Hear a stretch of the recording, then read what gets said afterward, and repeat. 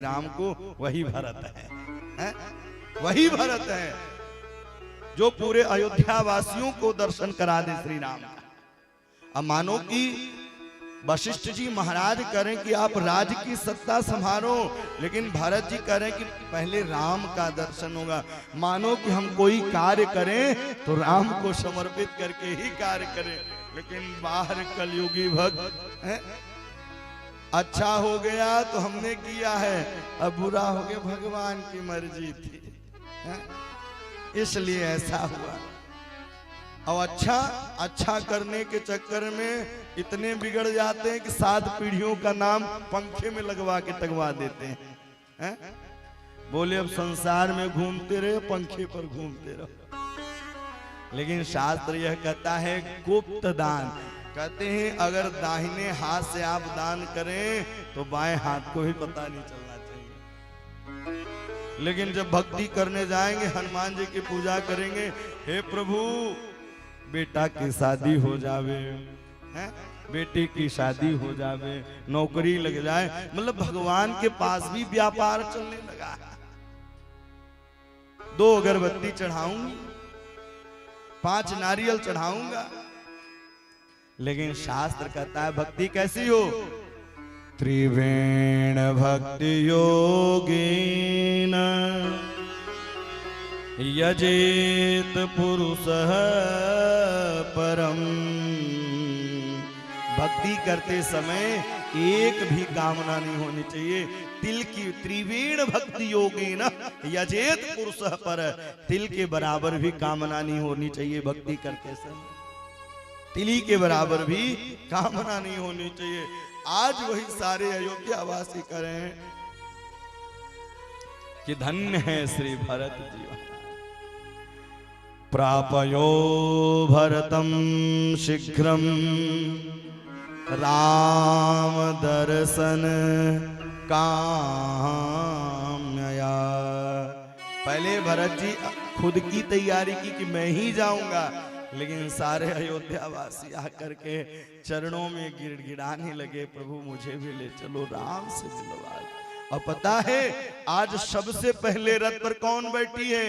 मैया कैकेयी जाकर के बैठी है। भैया कैकेयी ने कहा संसार के लोग कुछ भी कहते रहे, लेकिन मेरा राम मुझे कुछ नहीं कह सकता। मेरा राम मुझे कुछ भी नहीं कह सकता है। और मैया कैकेयी के भी नेत्र सजल हुए हैं और सर्वप्रथम मैया कैकेयी रथ पर आरूढ़ हुई है। वशिष्ठ जी महाराज रथ की ओर बढ़ ही रहे थे, वहां जाके देखा तो पहले ही मैया कैकेयी बैठी हुई। और इस दृश्य को देखते ही प्रपयाम भरतो शीघ्र राम दर्शन काम।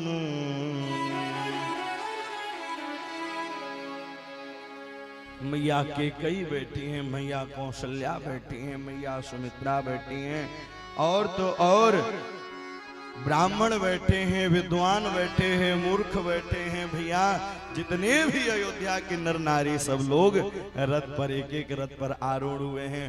कई हजार अक्षौणी सेना लेकर के गए थे, मतलब सब लोगों को लेकर के गए थे। महर्षि वाल्मीकि जी कह रहे हैं सब लोगों को लेकर के गए थे।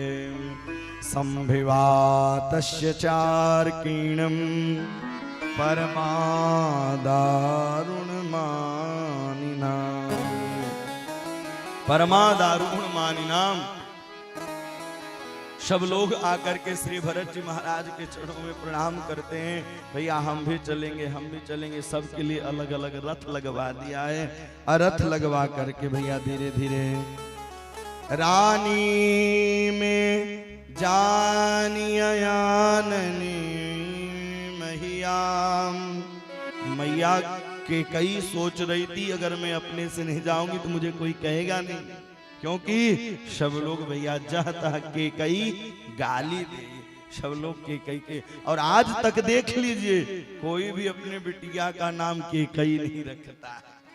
अरे पता है एक संत ऐसे हुए, उन्होंने रचना की है कि इतना बड़ा कलंक केवल मैया कैकेयी ही ले सकती है राम के लिए, और कोई नहीं ले सकता। क्योंकि जब तक यह गंगा रहेंगी, जब तक सूर्य रहेगा, जब तक चंद्रमा रहेगा, तब तक कोई कैकेयी नाम नहीं रखेगा।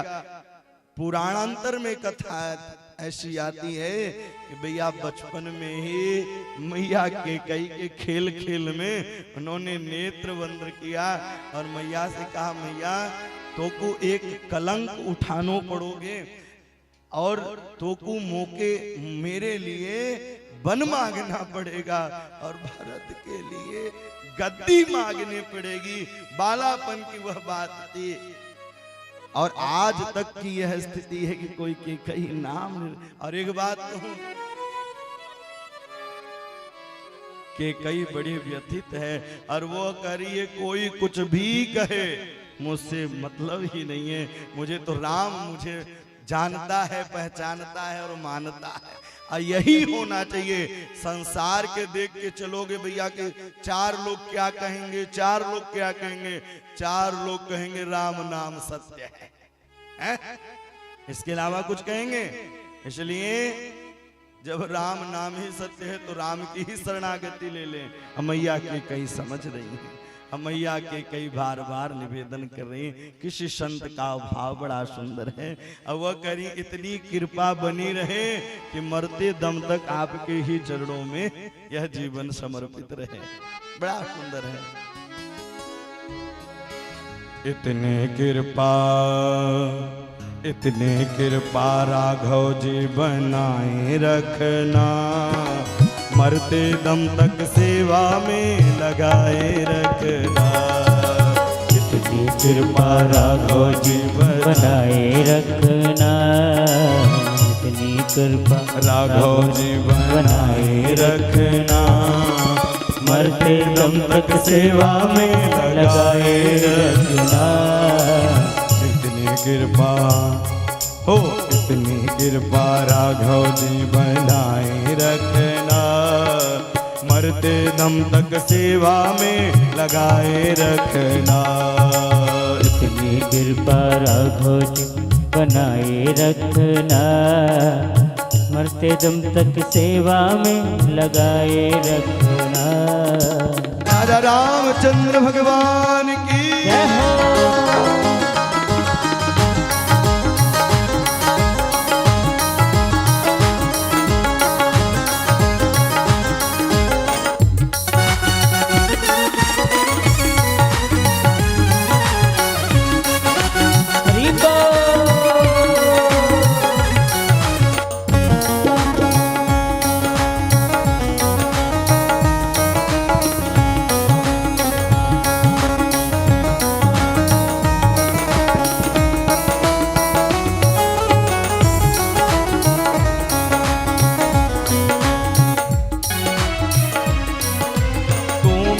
मैं तेरा बाबा, तू राजी मैं राजी। तू मेरा मैं तेरा बाबा, तू राजी मैं राजी। तू मेरा मैं तेरा बाबा, तू राजी मैं राजी। तू मेरा मैं तेरा बाबा, तू राजी मैं राजी।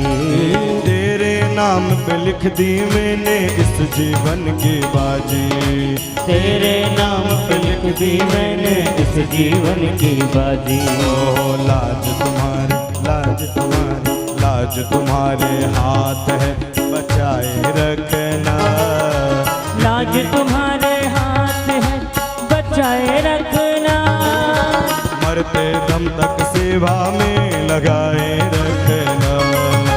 इतनी कृपा सांवरे बनाए रखना, इतनी कृपा राघव जी बनाए रखना। मरते दम तक सेवा में लगाए रखना। इतनी कृपा राघव जी।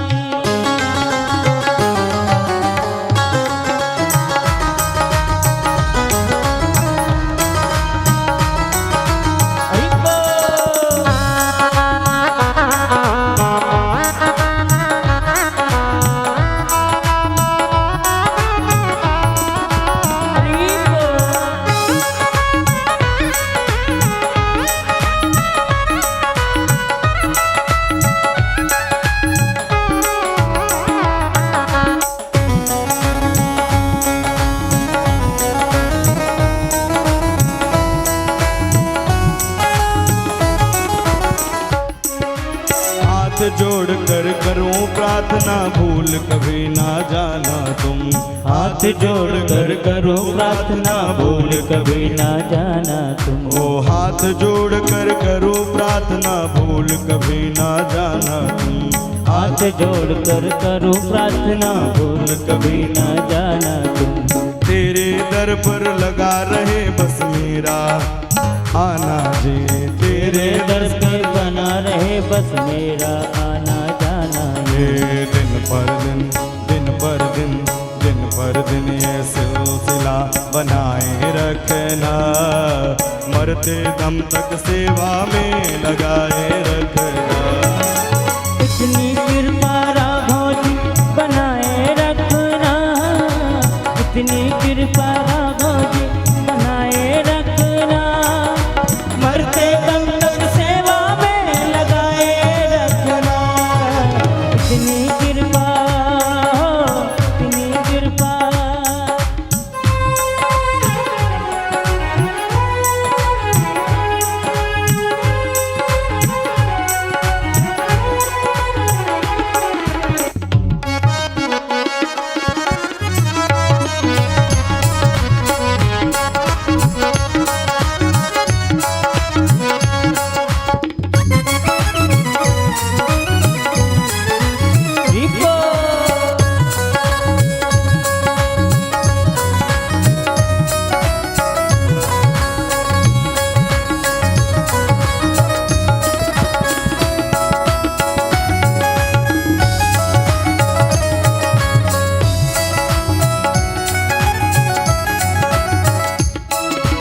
तेरे प्रेमियों में मन लगता और कहीं ना लागे जी। तेरे प्रेमियों में मन लगता और कहीं ना लागे जी।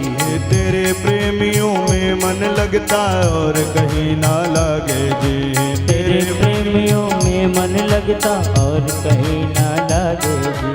फीका फीका ये जग सारा भजन भाव के आगे जी। फीका फीका ये जग सारा भजन भाव के आगे जी। भजनों के, भजनों के, भजनों के इस भूख को जगाए रखना, मरते दम तक सेवा में लगाए रखना।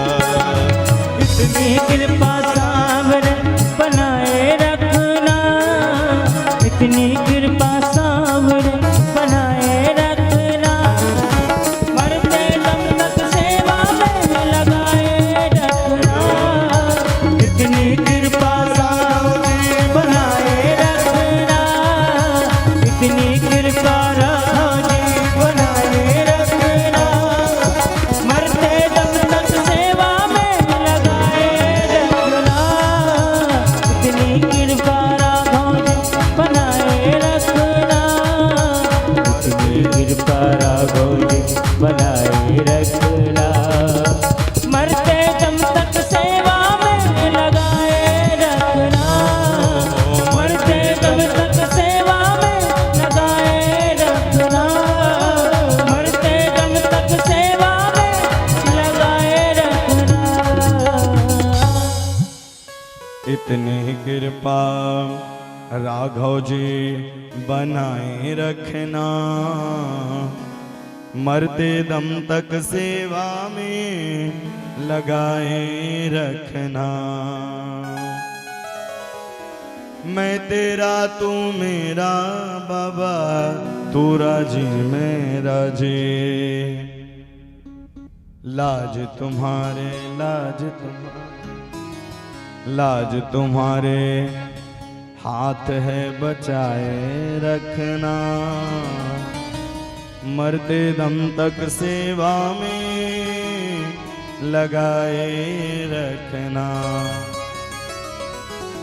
तेरे प्रेमियों में मन लगता और कहीं ना लागे जी।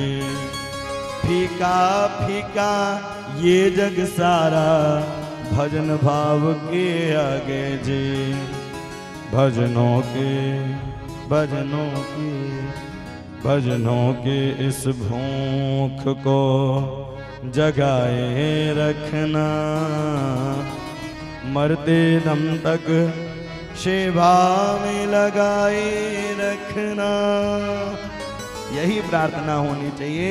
मैया कैकेयी ने कहा कि कैया च सुमित्रां च कौसल्या च यशस्वनी। सर्वप्रथम रथ पर कौन बैठी? बोले सर्वप्रथम कैकेय्या च सुमित्रा च। मैया कैकेयी पहले रथ पर आरूढ़ हुई। कैकेय्या च सुमित्रा च कौसल्या च यशस्वनी। राम नयन संतुष्टा यायुर्निभाष्यत।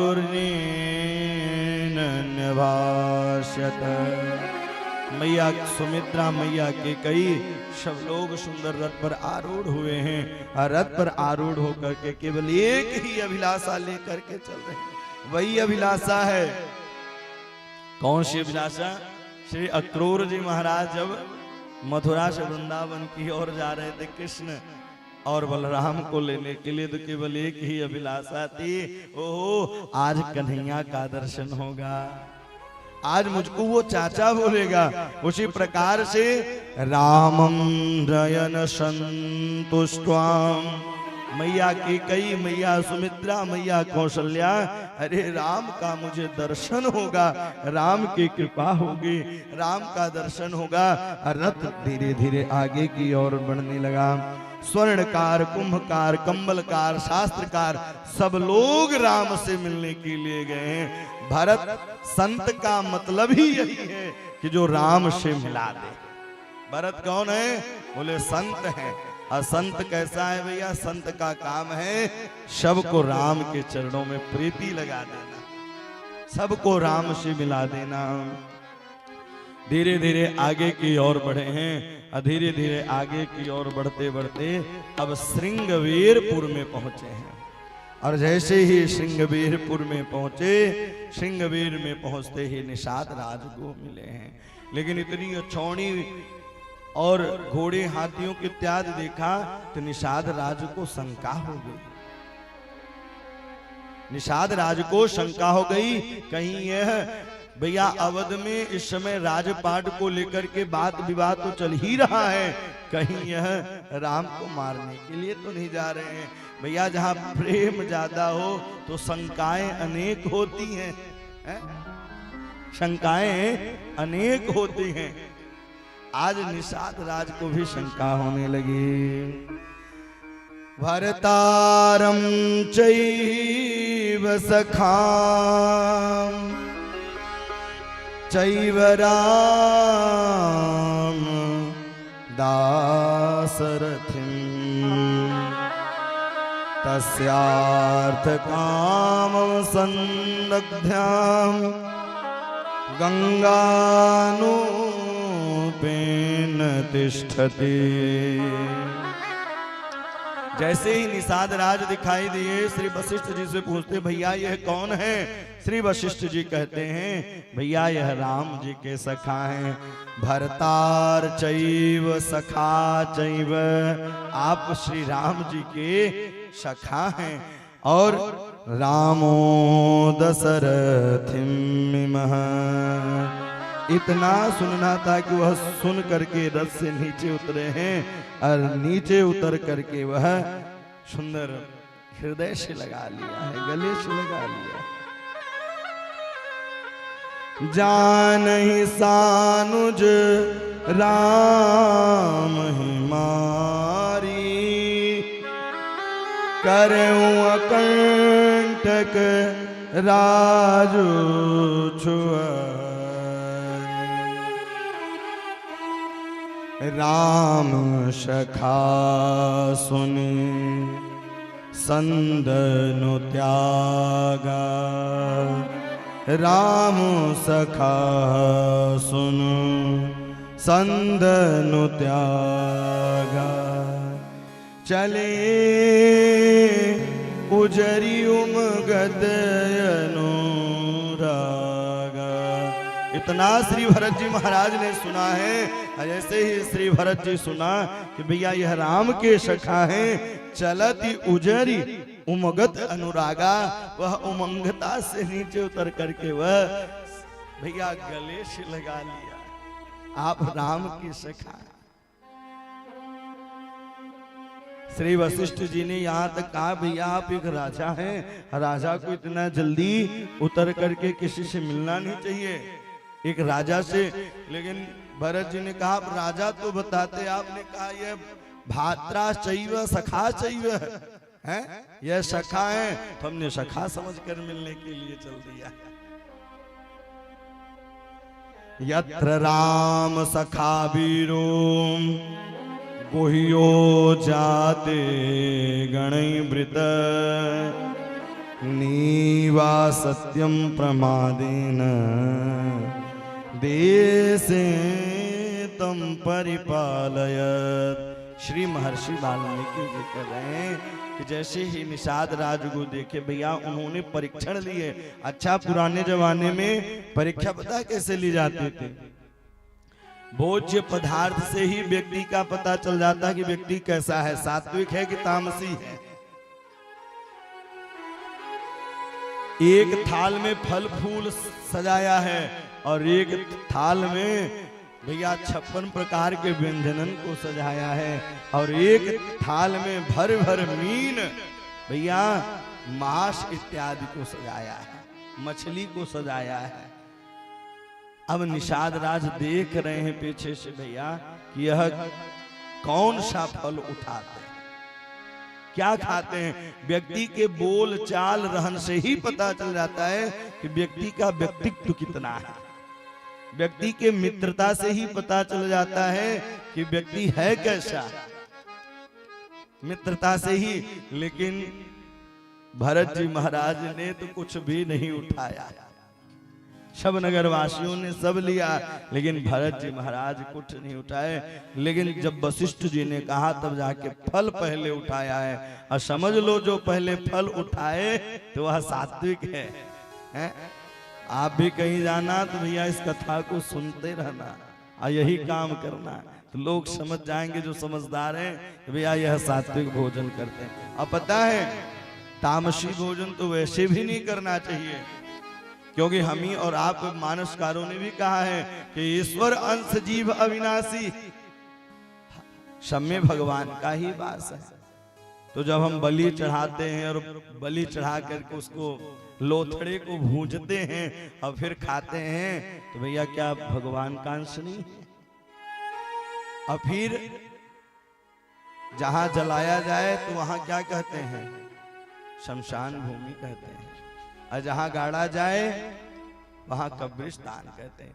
जिस रसोई घर में लोथड़े भूजे जाए तो वहां अन्नपूर्णा का वास होगा, कभी वास नहीं होगा, क्योंकि वह तो शमशान भूमि की तरह है। और जहां खा करके डोला जाए तो वह चलता फिरता कब्रिस्तान है। इसलिए भोजन भी सात्विक होना चाहिए भैया, दूध पीना चाहिए, फल खाना चाहिए है?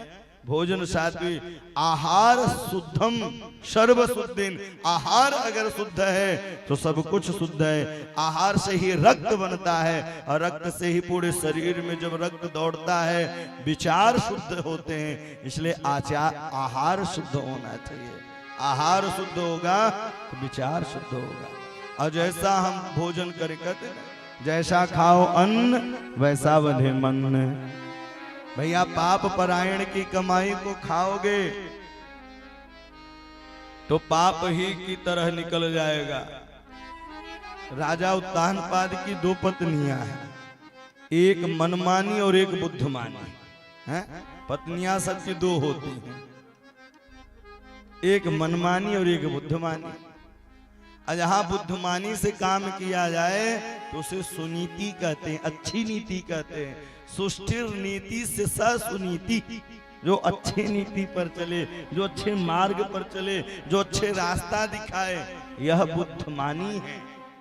मनमानी क्या है भैया? रास्ते में चल रहे हैं, सूटकेस पड़ा हुआ है और उसमें भैया लाखों रुपए भी पड़े हैं, लेकिन जब आप सूटकेस उठाने जाएंगे तो जो बुद्धिमानी है तो मना करेगी भैया उठाना मत, किसी का होगा। लेकिन आपको लगेगा नहीं नहीं चलो ले ही लेते हैं, वहां मनमानी आप करने लग जाते हैं। जहां नंबर 1 की कमाई रहती है तो वहां ध्रुव जैसे पुत्र होते हैं, जहां नंबर 2 की कमाई होती है वहां उत्तम जैसे पुत्र होते हैं। श्रृंगबेरपुर में सुंदर सम्मान किया है भरत जी महाराज का। अब भरत जी महाराज जैसे पूछे वहां पहुंचे हैं, पूछत सखे हूँ सोठाऊं दिखाऊं, पूछत सखही सोठाऊं दिखाऊं, नेको नयन मन जरनी जुड़ाओ, नेक नयन जरनी जुड़ाओ, जहाँ सिया राम लखन नीसि सोए, जहाँ सिया राम लखन निज सोए, जहाँ सिया राम लखन नीसि सोए, जहाँ सिया राम लखन निज सोए, कहत भरे जल लोचन को, कहत भरे जल लोचन को, कहत भरे जल लोचन तो। श्री भरत जी महाराज निषाद राज से मिलते हैं। निषाद राज को गले से लगाया है और गले से लगा करके आपस में वार्तालाप करने लगे। अरे ऊर्जितम खलु ते कामम ममम गोरौ सखे। अरे मैया जानकी लखन यह शयन कहाँ किए थे, कहाँ रहे हैं, अब उस स्थान पर लेकर के गए हैं। और जैसे ही स्थान पर लेकर के गए और जैसे ही स्थान पर लेकर के गए हैं उस कुशा के आसन को देखा है और कुशा के आसन को देखते ही भरत जी मूर्छावस्था खा करके वहीं ध्यान से गिरे। जैसे ही श्री भरत जी गिरे, ध्यायस्त्वं तत्त्वयां तुल्यं पश्यामि जगते तले, चलत पाय देकात फल पिता दीन तजराजु, जात मनावत रघुवर भरत सरस को आज। इधर निषाद राज देख रहे हैं भरत जी की दशा को और भरत जी महाराज के दशा को देखा है। देखते ही उस इंगुदी वृक्ष के नीचे लेकर के गए जहां श्री राम और जानकी मैया ने शयन किया था। सारा वृत्तांत पूछा है, अरे वो कैसे आए, कैसे रहन, क्या खाया, सारा वृत्तांत निषाद राज ने कहा। लखन लाल को भेजा, जल को मंगाया और उस रात्रि में उन्होंने कुछ भी नहीं खाया था, केवल जल ही पान करके श्री राघवेंद्र सरकार ने शयन किया।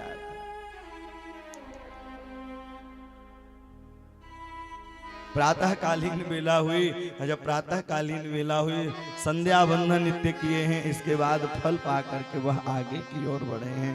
तदस्तो जल शेषेण लक्ष्मणोऽप्याकरो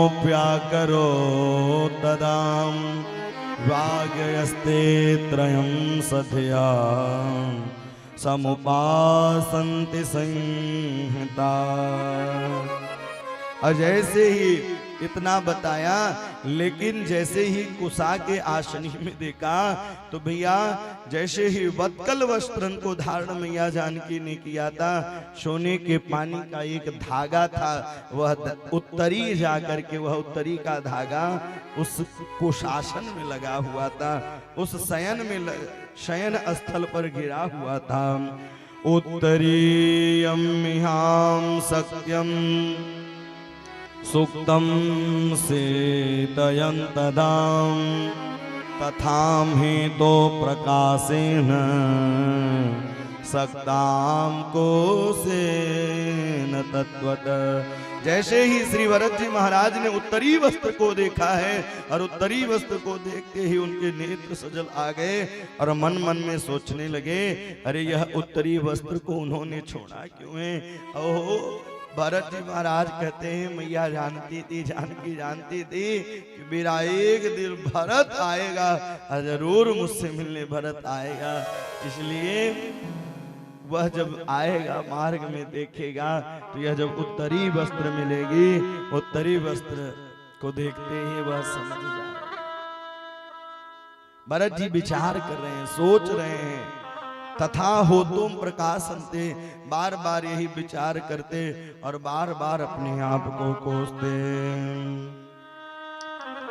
कनक बिंदु दोई चारिक देखे, कनक बिंदु दोई चारिक देखे, राखे शीस सिय सब लेखे।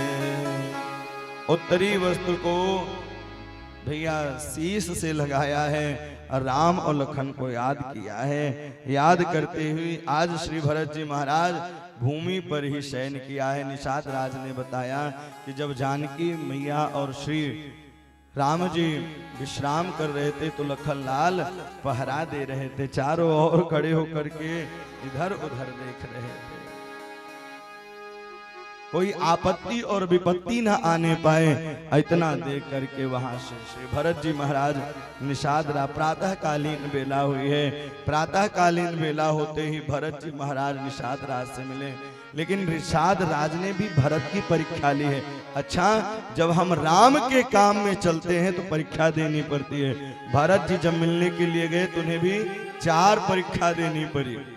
जब आप भगवान श्री राम से मिलने के लिए चलेंगे तो आपको भी परीक्षा अनेक देनी पड़ेगी, और कलयुग में तो और भी देनी पड़ेगी, क्योंकि कलयुग में धर्म एक पैर से खड़ा है और वह भी सुरक्षित नहीं है, डगमगा ही रहा। भरत जी को भी 4 परीक्षा देनी पड़ी। पहली परीक्षा वशिष्ठ जी को से देनी पड़ी, दूसरी परीक्षा निषाद राज ने ली है, क्योंकि उनको शंका था कि कहीं ऐसा ना हो कि राम को मार दे। वर्णन है कि 500 नौकों को बुलाया था और एक नौकों में 100 लोगों को कर दिया, बोले यह गंगा पार न करने पाए। एवं मुक्तम निषाद राज्ञाम,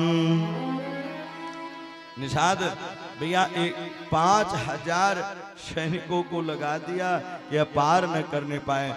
अब यह दूसरा परीक्षा और तीसरा परीक्षा भैया भरद्वाज मुनि लेते हैं, और चौथा परीक्षा श्री लखन लाल जी स्वयं लेते हैं भरत जी से। मतलब जब हम राम के काज के लिए चलेंगे भैया, जब हनुमान जी महाराज भी परसों के प्रसंग में आप श्रवण करेंगे, विश्राम दिवस के दिन जब समुद्र लांघ करके जाते हैं तो उन्हें भी परीक्षा देनी पड़ती है। हरिश्चंद्र को जो नाम है आज हरिश्चंद्र, सब कहानी जानते हैं, उन्हें भी कितनी परीक्षा देनी पड़ी राम के लिए।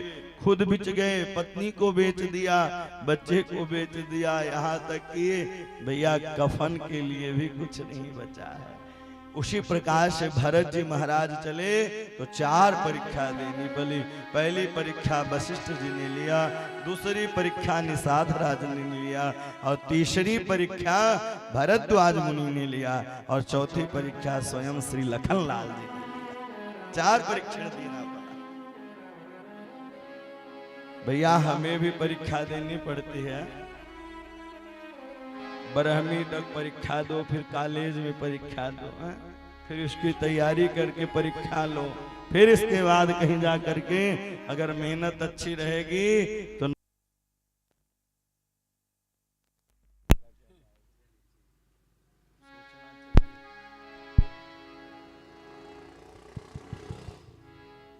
भक्तवत्सल भगवान की जय। श्री राघवेंद्र सरकार की जय। तो जब हम राम के काम के लिए चलते हैं तो हमें भी परीक्षा देनी पड़ती है। और जैसा आप परीक्षण करेंगे उसी प्रकार, जिस प्रकार से आप मेहनत करेंगे उसी प्रकार से प्रभु आपको मिलेंगे। अब धीरे धीरे श्री भरद्वाज जी निषाद राज से विदा लेकर के, निषाद राज ने आज रात्रि भर श्री भरत जी को देखा है और देख करके प्रातः कालीन वेला निषाद उनके हृदय से लगाया है और हृदय से लगा करके, अरे मुझे भी भ्रम हो गया था, मैंने भी परीक्षण लिया है आपका। भरत जी ने कहा दशा ही ऐसी है कि परीक्षा हर जगह देनी पड़ेगी। है? अच्छे काम के लिए तो परीक्षा बहुत होती है। जब दुष्ट दुशासन साड़ी को खींच रहा था द्रौपदी के, तो द्रौपदी ने सोचा कि मेरा सुरक्षा भीष्म पितामह करेंगे, द्रोणाचार्य करेंगे, कृपाचार्य करेंगे, सब। कृष्ण कृष्ण महाबाहो भक्तानां भयंकर। हे प्रभु मेरे प्राणों की रक्षा करो। हमारा जैसा विश्वास रहेगा प्रभु हमें वैसा ही दर्शन देंगे। हमारा विश्वास कैसा है?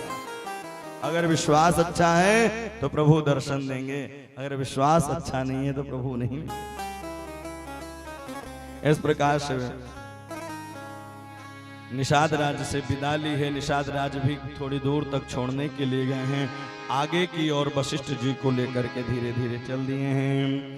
वसिष्ठम दृष्ट्वैवं भरद्वाजो महातप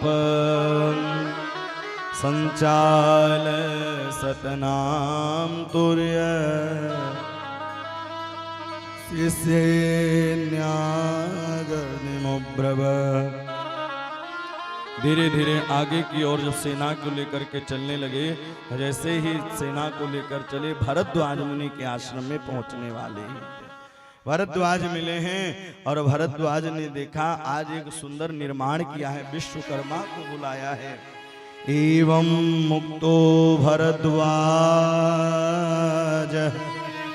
भरतः प्रत्युतवाचः।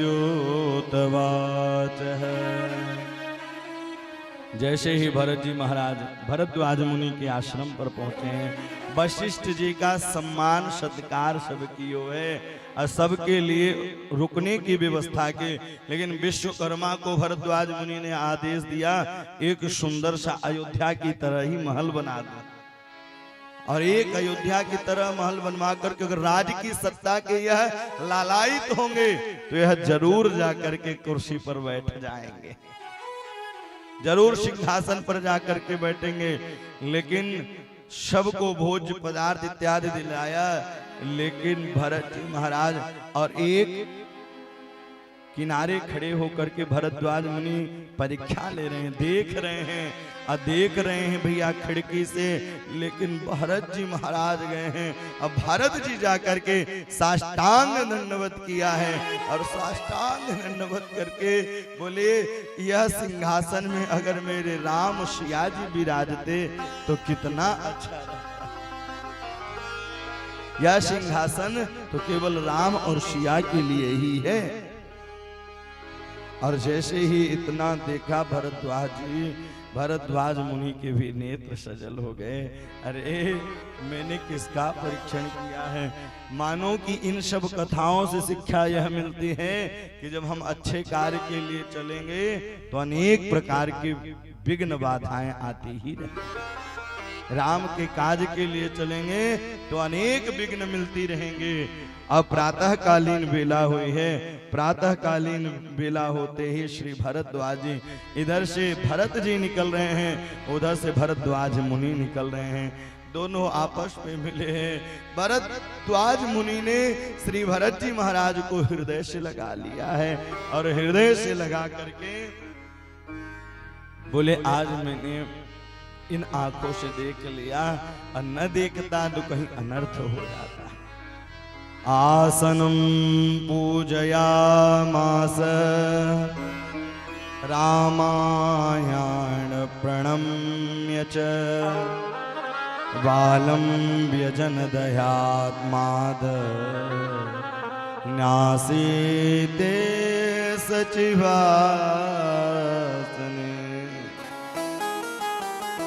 भरद्वाज मुनि सारे आश्रमों का सुंदर वर्णन कराया है, सबका सुंदर दर्शन कराया है और दर्शन कराने के बाद भरत जी महाराज बैठे हैं और श्रवण कर रहे हैं। श्री वशिष्ठ जी महाराज जी आए हैं। आश्रमे तस्य धर्मज्ञ, धर्म के बारे में श्री भरद्वाज मुनि ने कहा है, धार्मिकस्य महात्मनम अश्वताम कमतो मार्गम ध्यायानंत संस्कृते।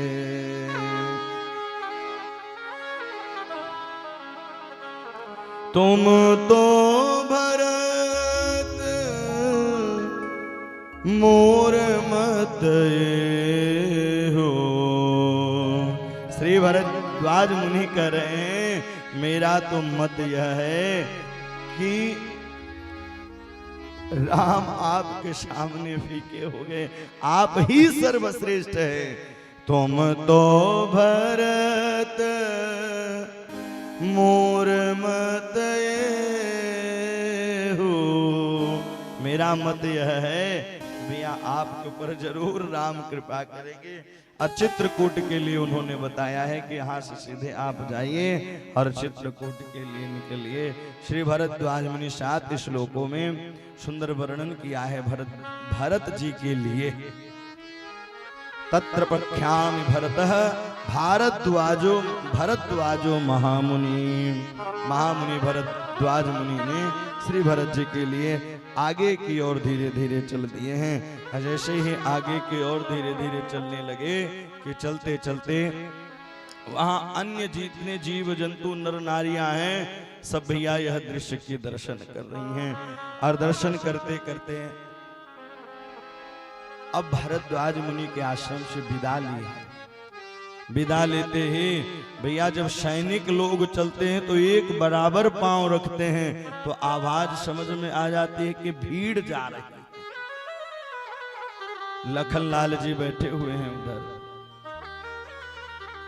छप छप की आवाज सुनाई दी और जैसे ही छप छप की आवाज सुनाई दी भरद्वाज श्री राम जी कहने लगे, अरे लखन देखो यह आवाज किसी लग रहा है किसी राजा की सेना निकल रही है यहाँ से, किसी राजा की सेना यहाँ से निकल रही है। अनेन वनमासेन मम प्राप्त फलद्वयम् पितो ज्ञानृणां धर्मे भरतस्य प्रियायथ।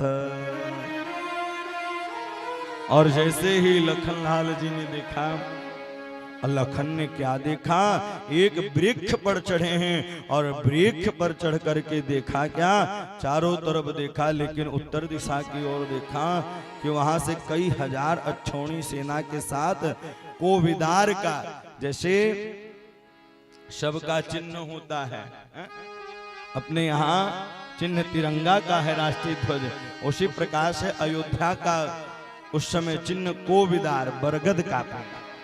कोविदार का वह सुंदर जैसे ही ध्वज को देखा है और ध्वज को देखते ही हांतः लक्ष्मणे पश्य सुमंत्रा सुप्रजा प्रभ। और जैसे ही लखनलाल जी देखा है वृक्ष पर चढ़ करके, और जैसे ही वृक्ष पर चढ़ करके देखे वहां से आए, बोले भैया भैया तुरंत आप अपने बाण की प्रंतच्छा को चढ़ा लीजिए। अरे अरे हावतम हावतम हन्तु संपेभ्य। अरे आप तुरंत ही चढ़ा लीजिए। अरे अरे वह अब बड़े कोप से बड़े वेग से लखन लाल जी कहने लगे। राम जी करें हुआ क्या, लेकिन यह नहीं बता रहे हैं क्या कर रहे हैं। उठ कर जोरी रायुष मागा, मनहु वीर रस सेवत जागा। उठ कर जोरी रायुष मागा, मनहु वीर रस सेवत जागा। बांध जटा सिर कस कटि माता, साज सरासन सायक हाथ, सास सराय सुसायक हाथ। आजो राम सेवक जस लेयो, भरत ही सबर सिखावन देयो, भरत ही सबर सिखावन देयो। नाम निरादर कर फल पायो, सेवहु समर शेष तो भायो, सेवर शेषहु शेष तब भायो।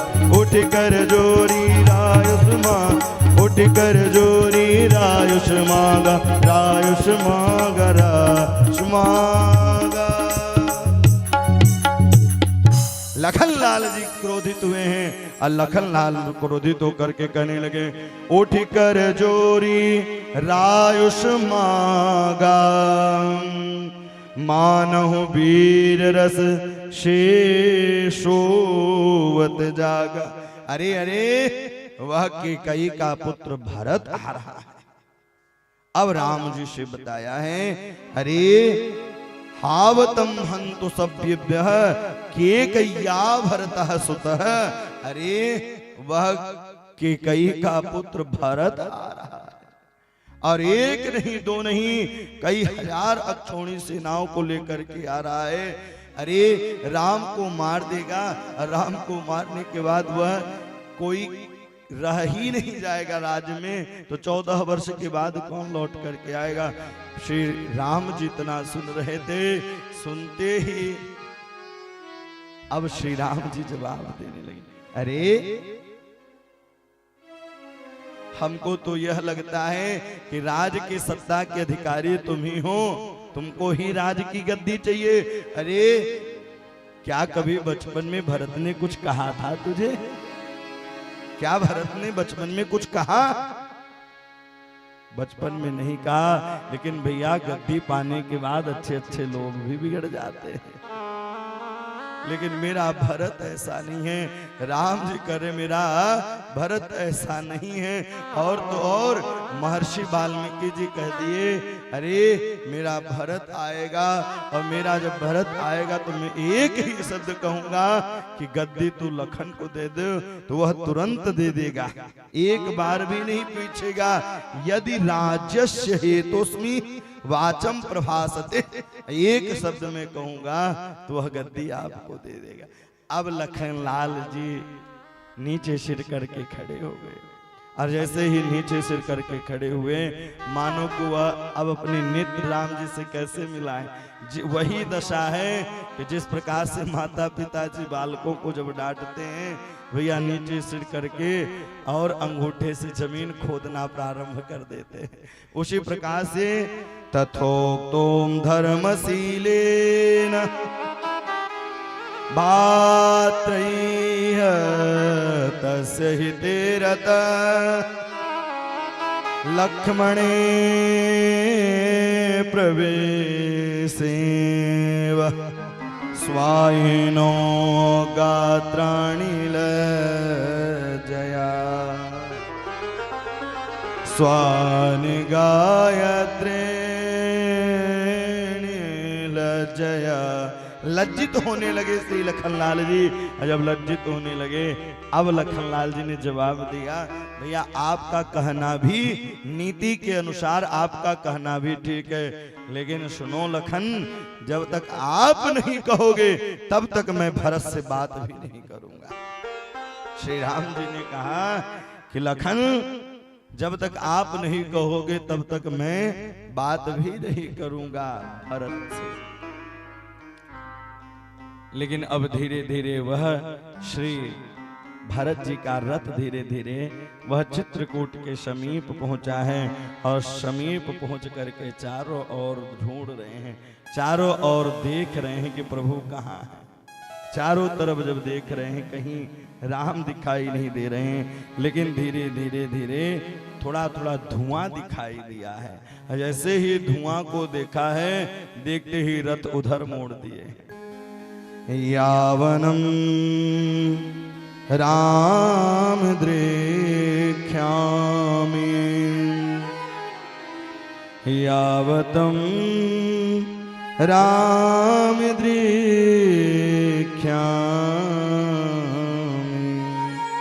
लक्ष्मणावं महाबलम् वेदेहि महाभागा न मे शान्तिर्षितः। भरत जी महाराज बार बार यही सोचते कि अरे वह धन्य है, वह धन्य इसलिए है कि भैया लखन धन्य है कि राम के लिए वह निरंतर राम के समीक्ष ही बैठ करके लखन राम के पास ही उनके मुखमंडल को नित्य देखता है। वेद व महाभागा मवे शांति नमस्मित। भगवान को ढूंढ रहे हैं, भगवान कहाँ है भैया? भगवान हर जगह है, जहां याद करो वहीं भगवान है। महलों में नहीं, कुटियों में नहीं, कहाँ है भगवान? महलों में नहीं, कुटियों में नहीं, जहाँ याद करो भगवान वहीं। महलों में नहीं, कुटियों में नहीं, जहाँ याद करो भगवान वहीं। महलों में नहीं, कुटियों में नहीं, जहाँ याद करो भगवान वहीं। भगवान कहाँ है? न मंदिर में है न मस्जिद में है। भगवान कहाँ है? भगवान विश्वास में है। जहाँ आप याद करें वही भगवान है। महलों में नहीं, कुटियों में नहीं, जहाँ याद करो भगवान वही। महलों में नहीं, कुटियों में नहीं, जहाँ याद करो भगवान वही। जहाँ याद